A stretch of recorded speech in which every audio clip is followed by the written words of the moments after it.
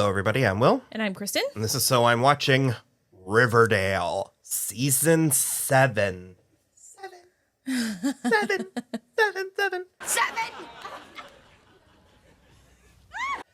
Episode 1. Chapter 118, Don't Worry, Darling. Before we get started, I wanted to say please like and subscribe.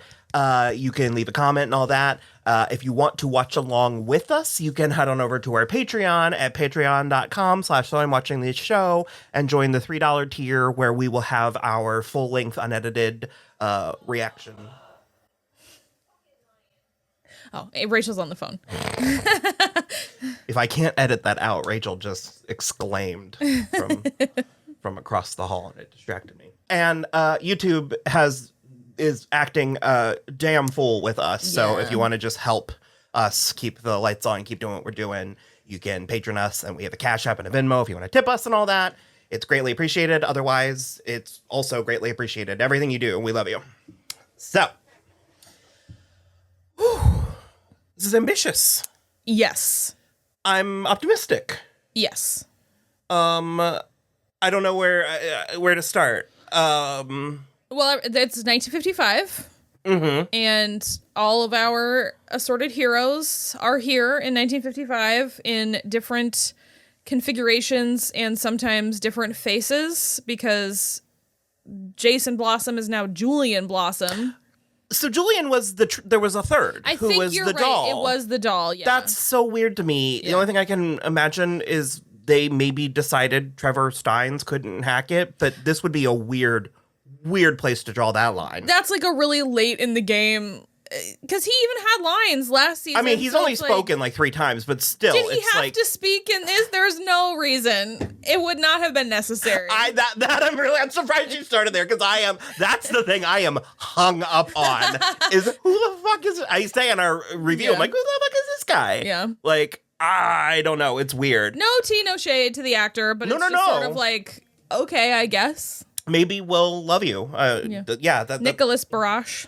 I didn't revisit last season. I remember liking it. Yeah. The Riverdale seeming like it's going to be a bell curve. It's seeming like it started high. An upside down bell curve. It started high, and then season 5 was the one that I just couldn't. I was done. But I agree with you, but I think that we were a little bit dicey in a lot of season 4 as well. Like, there were high points of season 4, but I do feel like it's really done one of these. But steering directly into sci-fi has done really well. And I'm not gonna lie, I was nervous with this Emmett Till plot for like 5 reasons. Yeah. But the first of which is Riverdale, up until this point, has made a very deliberate point of keeping itself just this side of reality. And to the point where even still in this episode, Veronica Lodge was talking about the Chateau Marmaduke. Yeah, but also Jughead dropped Spotify. Like, it wasn't called like Soundathong or something. It was like You're right. And that really it kind of rubbed me the wrong way. And then the other thing was it makes me nervous because Riverdale is so soapy and it's so, for lack of a better word, silly. When they talk about some of this real stuff, I kind of think, ugh. But they did a really good job. They did, and I think I'm going to compare this to the TV shows Buffy and Angel, because I'm currently talking about those weekly with our friend Trevor. You want to listen to their podcast? Another Buffy podcast, anywhere you listen. But we have conversations about very similar things, and those shows are a lot more dicey because they came out in the, like, you know, late the 90s, episodes. early 2000s. Exactly. That's a real wild time. But it's like, there's a season 1 episode of Angel that's about female circumcision. There's like a inner city street kids episode, and I'm just like, you are not the people that need to be handling this material.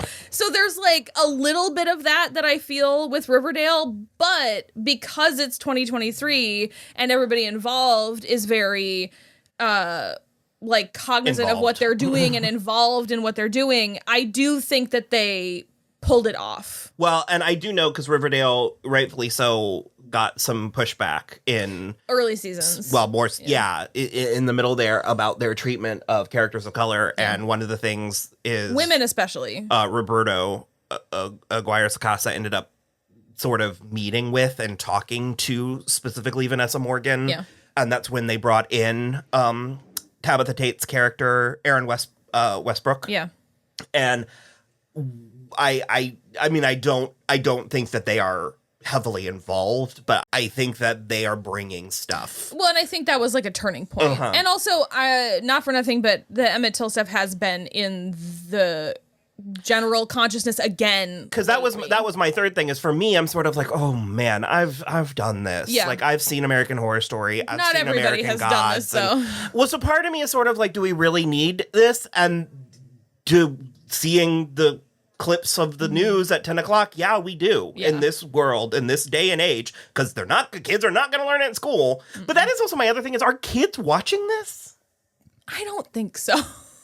I don't know. I have a lot of faith in particular, because you mentioned the girls, that core four, those four girls, and I mean the actresses. I mean Lily. I mean Madeline. I mean Vanessa and Aaron. Well. Yeah. Camilla's doing another thing right now. She is doing another thing. But I think they care about it, and I think that they take it seriously, and I think that shows. And it was kind of remarkable. It was kind of striking watching Vanessa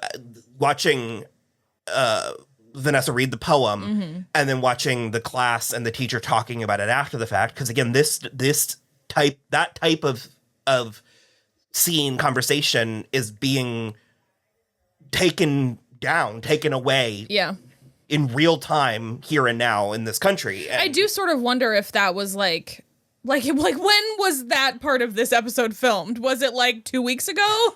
Because it's been bubbling under for a minute. I don't think there was a single accident that happened with this. I'm gonna quote another writer who is Stephen King, who has always said, if your school is banning books, go to the library immediately and read the book and figure out what they don't want you to know. You should always be reading the banned books. And Barnes & Noble usually has a table that is just banned books. Also, just go to the library. That feels like one of the single most radical, even just as a, like just to make a point. Yeah. That seems like one of the most radical things you can do is be involved in the community, in the library and all that. So, but yeah, so it is fun seeing our characters in this 50s-esque version.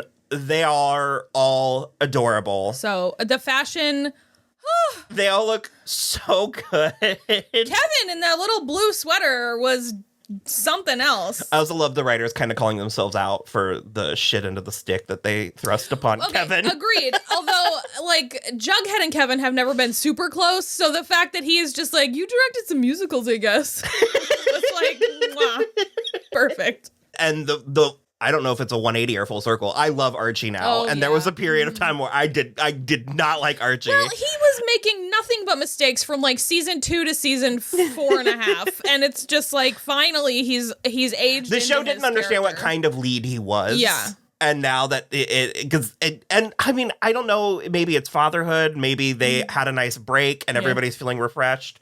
But KJ and then everybody looked fantastic. I think I'm going with your original theory, which is this is like April or like the first week of May before high school graduation, and they all are like, hell yeah, it's fun again because we know we're almost over forever. And then there's part of me that it's like, because this seems like a really fun gimmick, a really cute gimmick. And part of me is like, oh, I don't want it to end. But also, that's a good note to go out on, is fun and wanting it to continue. So I guess the plot is that the Bailey's Comet happened. They funneled all of their magic powers into Cheryl. She went Scarlet Witch, and it didn't work. Which, I don't love that. Yeah, that feels... I wouldn't be surprised if there's another layer. Another layer, yeah. So... Guardian Angel / time traveler Tabitha time traveled everyone back to the 50s. And the reason it was the 50s was because she needed enough time to do her wibbly wobbly timey-wimey stuff in order to fix it. And she has to like untangle all the other timelines that got mushed together in the comet. And she's hoping by having essentially their modern mentalities in the 50s that they can help create a more just future, or like lay the groundwork to kind of like what Hollywoodland or sort of Hollywood, what was it called? Hollywood. It was just called Hollywood. The Ryan Murphy Hollywood. Sort of, yes. But this feels a slightly more thoughtful and slightly less Ryan Murphy steer the car straight into the ditch. Straight into the skid. You're right. I think you're right. And she did invoke the moral arc of the universe bends towards justice. So I was kind of right when we were watching it, because I was like, I get it now, because like you called it out before. Betty, Cheryl, and Toni and Tabitha had all basically were all like, hey, we can't get this article that Toni wrote about Emmett Till published in the Blue and Gold, and Alice and Hal won't read it on the nightly news, which they run. And so then Toni was like, well, I just want to read a poem on the morning announcements. So they got together, and it was just sort of like, that was what pinged it for me, is I was like, oh, because it's like they remember it's like The Good Place. Like they remember just enough to like try to get better. And I really enjoy that, because they are out of their time, and so they are already more. Well, I think they have the evolved. knowledge. Like I think they have the knowledge of the timeline they're in, but I think they have the emotional, the maturity of their modern selves. Because Betty is very like, even before Toni gives her the photographs of Emmett Till, she's like very empathetic about it, and she's like trying everything she can to get the story out there. I like it. I'm very curious to see what they are going to do with Metch and Amick with Alice this season. Yeah. She started off as like a soft villain, and then she kind of turned into a bit of a hero. And 1950s Alice, I mean, if ever there were like a villain Alice, it would be 1950s Alice. I'm very curious if she's going to have an arc and what her arc will entail. I'm also curious. I love Lachlan Monroe, so I'm so glad to have. Do you think he's going to be a murderer? I'm wondering if he's still a murderer. Like if he's still, or are they like siphons or ciphers? Yeah. Siphon is a little bit, or like golems, like creepy little golems running around. I'm very curious. But Jughead is the only one that remembers, because why? I don't remember. Oh, well, there were 2 Jugheads. There were 3 Jugheads at one point, but there are 2.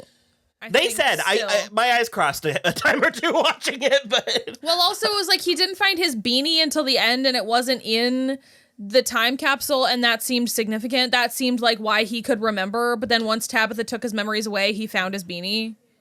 Yeah, well, so, because we have our 1950s Tabitha, and then we have the Angel Tabitha, and the Angel Tabitha scene was really great, and he does not remember as of now, because she kissed him in a really spectacular scene. Fantastic. And that, like, took his memories away, and the only thing he was able to write down is bend towards justice.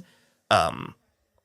But, yeah, someone that I think was Ethel. Well, Shannon Purser was credited in the episode. She was in the episode. Yeah. She was just sitting next to one of them in class. Oh, okay. She didn't speak.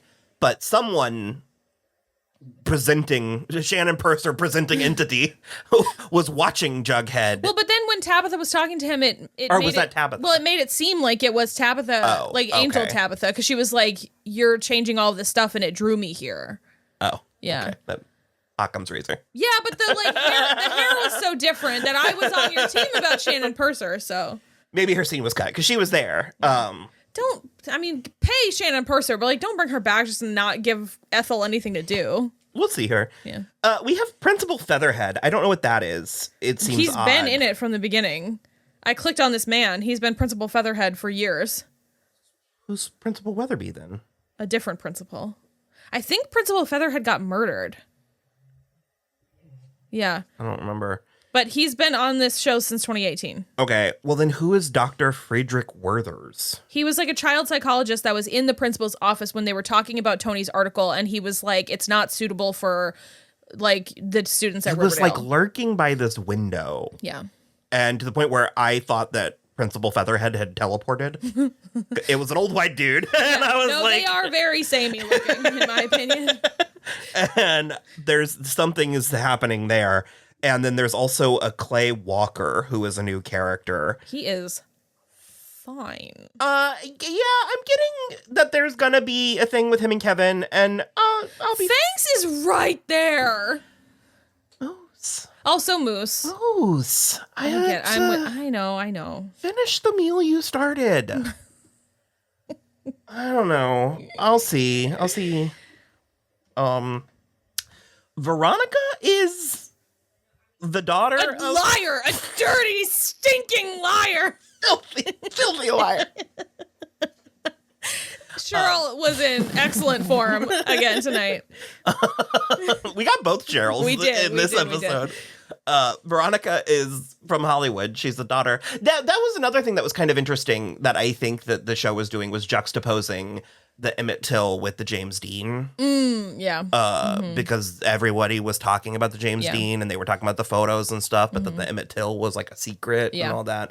That was interesting. Again, though, very real, which throws me slightly. But Veronica's parents are essentially Lucille Ball and Desi Arnaz. I love it. I mean, kind of. But The show is Oh Mija. I love Lucy. no, I get it. And then But some imposter. is Some playing- imposter called Veronica. playing Lil Ronnie. Well, yes. No, I meant some imposter called Veronica. It was Hermione. It was not Marisol Nichols. You're telling me Marisol Nichols did not have time to walk into her closet and record a line of audio? Get out of here. I want to see her. I'm going to be mad if we don't. We did We don't see Marisol Nichols in 50s clothes. We did get please. Penelope. We It did, was yeah. as Sash, yeah. it was as good as I could have hoped for. Yeah, but they sent her away because she was a wild child, and Archie is at over heels of love. Smitten. One might say Twitter-pated. I think Over the moon. I think because that's another thing with KJ Apa is I like him. Period. Just in point blank. And I always think he's been a fine actor, but he was really making me laugh in this episode with things he was His doing. moon eyes over Veronica. He talking to Mary about the jalopy, and she seemed to have the biggest problem that it had flames painted on the side of it. And I was like, Archie, just paint it red or something. That would be my Just come on. That would be my red flag. But don't worry, he's gonna have Betty unsoup it for him. Veronica's torn between Archie and Julian, seemingly. I don't think she's torn. Well, at the end of the episode, she brushed them both off and walked home, which I'm not sure how she got out of that courtyard.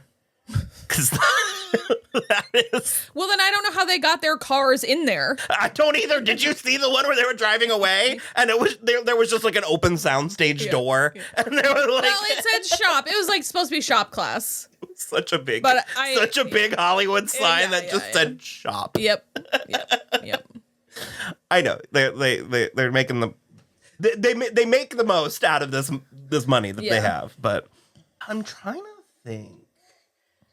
Is there anything else? They don't know where. We didn't have Fangs or Reggie. And he said something specifically about Reggie. There hasn't been no Reggies have popped up. Mm-hmm. And then, Jughead tried to convince them all. He really came in hot with that, though. He went and he dug up the time capsule, and he was like, "These are all your things, and we buried them 67 years in the future, or 67 years ago, but in the future." And it was I love that they all were just sort of bemused by him. Betty and Archie especially were just "Oh, so cute."